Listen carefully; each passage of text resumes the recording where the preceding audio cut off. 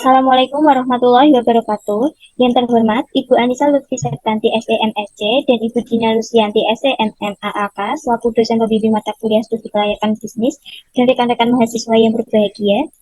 Perkenalkan, kami dari kelompok 2 studi kelayakan bisnis akan mempresentasikan mengenai pemanfaatan limbah ban dan goni menjadi kursi unik limbah ban berlapis goni dengan ukiran ikon Kota Kudus. Sebelumnya perkenalkan anggota kelompok kami. Yang pertama ada Filda Rizkiana dengan NIM 048, yang kedua ada Anggun Anggraini dengan NIM 051, yang ketiga ada Dita Zafatul Agnia dengan NIM 055, yang keempat ada Anissa Tribunamasari dengan NIM 114, dan yang terakhir ada Muhammad Ihsan Kamil dengan NIM 329. Langsung saja pemateri yang pertama, silakan. Aspek pasar dan pemasaran. Di aspek pasar dan pemasaran ini ada tren pasar, ada 3 tren pasar. Yang pertama segmentasi geografis. Kerajinan ini menggunakan bahan dasar ban bekas.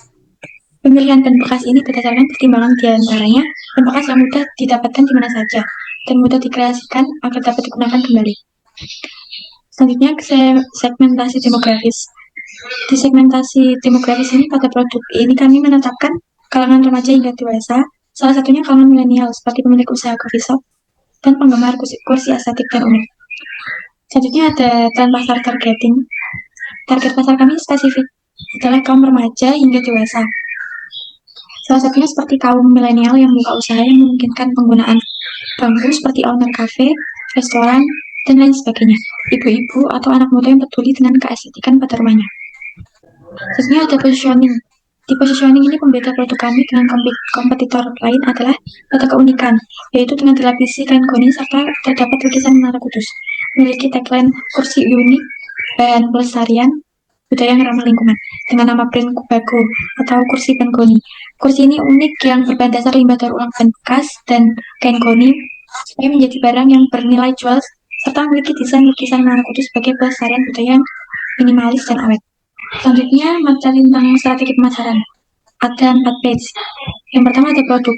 Sebuah kursi, produknya sebuah kursi yang unik menggunakan ban bekas sebagai bahan utama dengan dilapisi kain goni serta gambar dengan unsur budaya khas Kudus. Ada price atau harga. Memastikan bahwa kursi ini tetap terjangkau bagi pelanggan dan memberikan nilai yang sebanding dengan kualitas dan keunikan produk. Promotion atau promosi. Dalam mempromosikan kursi unik, kami memanfaatkan media sosial seperti Instagram, Facebook, WhatsApp, dan lain-lain. Untuk tempat, tersedia di berbagai tempat toko mebel fisik yang mudah diakses oleh konsumen. Ini gambar produk dari kursi. Selanjutnya saya di sini akan menjelaskan tentang aspek ekonomi dan lingkungan. Yang pertama, manfaat ekonomi. Proyek ini dapat berkontribusi pada target mengurangi limbah dan pencemaran lingkungan yang ditetapkan dalam Rencana Pembangunan Nasional. Menciptakan lapangan kerja baru, hal ini dapat membantu mengurangi tingkat pengangguran dan meningkatkan kesejahteraan ekonomi masyarakat. Meningkatkan nilai ekonomi dari limbah dan berpotensi menghasilkan pendapatan tambahan bagi para pelaku usaha atau masyarakat yang terlibat.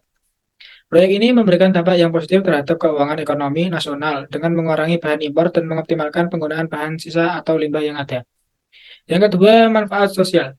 Dalam proyek kami, mengurangi pencemaran lingkungan dengan menggunakan limbah, ban, dan kain goni sebagai bahan baku utama untuk kursi menjadi pilihan alternatif kursi yang terjangkau dan ramah lingkungan bagi masyarakat dan mendorong kesadaran masyarakat akan pentingnya daur ulang limbah dan upaya untuk mengelola limbah dengan lebih efektif untuk mengurangi dampak negatif pada lingkungan. Manfaat tali goni. Menggunakan tali goni adalah pilihan yang menguntungkan secara ekologis dan kompetitif. Pemanfaat tali goni ini mendukung praktik daur ulang mengurangi limbah plastik.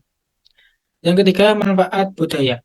Dalam manfaat budaya, pembuatan kursi dari limbah ban juga bisa dijadikan sebagai peluang bagi masyarakat untuk mengembangkan keterampilan seni dan kerajinan tangan. Penggunaan lukis budaya Kudus pada kursi dari limbah dan dapat berkontribusi pada pelestarian dan promosi budaya lokal. Produk ini bertujuan untuk pengenalan dan edukasi kepada masyarakat tentang makna budaya dan nilai-nilai yang terkait dengan kursi dan lukisan tersebut.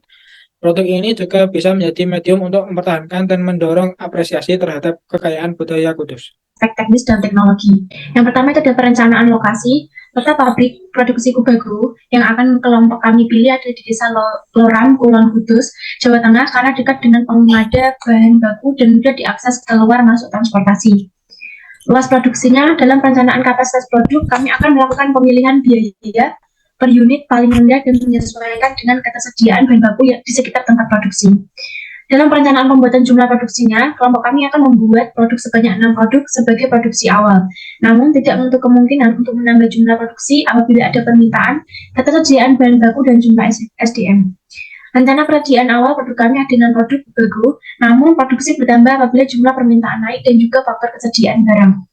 Di sini terdapat layout pabrik, yaitu ada tempat produksi, tempat pengecekan barang, finishing, gudang tempat pengumpulan bahan baku, display rak, dan juga ada kasir. Dan dapat ada display, musola, tempat duduk, dan kamar mandi. Teknologi yang digunakan yaitu pertama ada pengolahan limbah, pengelasan atau perekatan, yang ketiga ada finishing, pemasaran dan promosi online, pengendalian kualitas, sentuhan lukisan khas kudus, perlindungan lingkungan, dan juga finishing. Ini adalah aspek keuangan. Jadi kebutuhan dana yang kita butuhkan itu ada biaya tetapnya yaitu 430.000, kemudian biaya variabelnya adalah 4.370.000, dan total biayanya adalah 4.800.000. Jumlah produksi per bulan kita yaitu perencanaannya adalah 25 unit, terus HPP-nya adalah 192.000, kemudian harga jual per unit kita adalah 250. Kemudian laba per unit yang kita dapatkan adalah 57.600 per unit. Kemudian BEP-nya adalah 25 unit. Dan nilai laba per bulannya adalah 1.440.000. Berikutnya sumber dana atau dana awal yang digunakan untuk pembuatan kursi limbah yang berlapis goni ini merupakan modal sendiri dari semua anggota sebagai pemilik usaha yang telah dikumpulkan dan dijadikan sebagai modal usaha. Untuk metode penelitian investasi, yaitu penilaian investasi terdiri dari perhitungan nilai payback period atau PP, net present value atau NPV, dan profitability index atau PI. Berikut perhitungannya, yaitu metode payback-nya hasilnya adalah 2,742, kemudian metode NPV-nya adalah 3,3, dan PI-nya 4:1. Aspek manajemen. Selanjutnya, struktur organisasinya yaitu ada Anissa Tri Purnamasari yaitu sebagai koordinator, kemudian ada Vilda Rizkyana sebagai personalia, kemudian ada saya sendiri Anggun Anggreni sebagai accounting, kemudian ada Dika Zaratul Ania sebagai pemasaran dan penjualan, kemudian ada Muhammad Ihsan Kamil sebagai produksi. Koordinator itu bertanggung jawab dan berkoordinasi dengan tim dalam pelaksanaan kegiatan, dan personalia itu bertanggung jawab dalam mengelola SDM dan organisasi. Kemudian accounting sendiri itu bertanggung jawab dalam pembuatan laporan keuangan dalam usaha. Kemudian tugas pemasaran dan penjualan adalah bertanggung jawab dalam mempromosikan barang dan layanan perusahaan kepada pelanggan. Kemudian tugas produksi adalah bertanggung jawab dalam operasi dalam produksi jadwal kegiatan. Kemudian selanjutnya ada jadwal kegiatan. Kegiatan yang pertama ada persiapan alat dan bahan pada bulan pertama. Perseroan penanggung jawabnya terdapat Muhammad Ihsan Kamil, Vilda Rizkyana, Anggun Anggraini, Dita Zaratul Ainiyah, Anissa Tri Purnamasari. Kedua ada persiapan tempat pada bulan pertama. Perseroan penanggung jawabnya Dita Zaratul Ainiyah. Jenis kegiatan yang ketiga ada tahap produksi pada bulan pertama sampai bulan ketiga. Perseroan penanggung jawabnya Muhammad Ihsan Kamil, Vilda Rizkyana, Anggun Anggraini, Dita Zaratul Ainiyah, Anissa Tri Purnamasari. Yang keempat tahap promosi dan pemasaran produk pada bulan kedua dan ketiga. Perseroan penanggung jawabnya Vilda Rizkyana, Anggun Anggraini, Dita Zaratul Ainiyah, dan Anissa Tri Purnamasari. Kemudian yang jenis kegiatan terakhir ada evaluasi usaha pada bulan pertama sampai bulan ketiga. Perseroan penanggung jawabnya Muhammad Ihsan Kamil. Selanjutnya adalah aspek yuridis.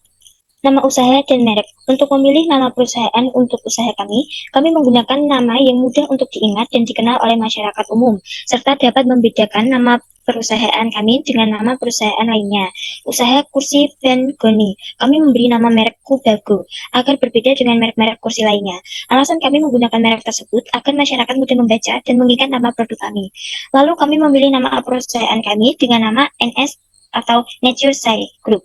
Kami memilih nama tersebut karena ada dua alasan. Yang pertama, nama tersebut menurut kami cukup singkat dan mudah untuk dibaca serta diingat oleh masyarakat umum. Dan alasan kedua kami, karena usaha ini dijalankan secara bersama-sama, maka dari itu kami menambah kata grup di belakang nama perusahaan kami. Di slide tersebut terdapat gambar merek atau logo pada produk kami yaitu Kubago, kursi, dan goni. Selanjutnya ada bentuk badan usaha. Usaha Kubagor atau Kursi Bangkoni merupakan bentuk badan usaha persekutuan firma yang merupakan badan usaha non-hukum. Usaha ini dikelola oleh 5 orang anggota, begitu pula dengan sistem pengelolaannya, seperti pemasaran, produksi, maupun keuangan. Sejauh ini akan dikelola oleh kami sendiri. Usaha ini dijalankan secara bersama-sama, serta pertanggungjawaban sekutu secara pribadi untuk keseluruhan dan keberlanjutan usaha. Terima kasih. Tidak terasa kita sudah sampai di penghujung acara. Saya selaku moderator mengucapkan terima kasih kepada kelompok 2 yang telah mempresentasikan hasil diskusi kami. Dengan harapan apa yang disampaikan bermanfaat bagi kita semua. Apabila dalam penyampaian terdapat salah kata dan kekurangan, saya selaku moderator meminta maaf yang sebesar-besarnya. Wabillahi taufiq wal hidayah. Wassalamualaikum warahmatullahi wabarakatuh.